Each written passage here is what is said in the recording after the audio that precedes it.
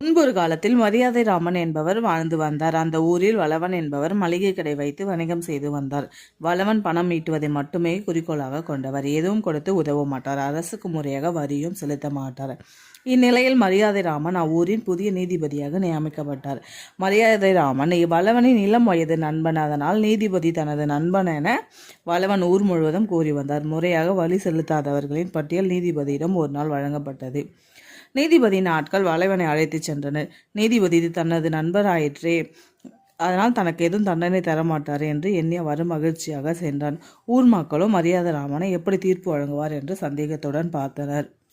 ஆனால் மரியாதை ராமன் நண்பனாக இருந்தாலும் தவறு செய்தவர் என்பதால் முறைப்படி அவருடைய பொருட்களை அரசாங்க கருவூலத்தில் சேர்த்திட செய்தார்.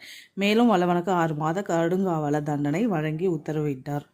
எவ்வித சார்புமின்றி நடுநிலைமையோடு தீர்ப்பு வழங்கிய மரியாதை ராமனை அனைவரும் பாராட்டினர். சரியான தீர்ப்பாகும்.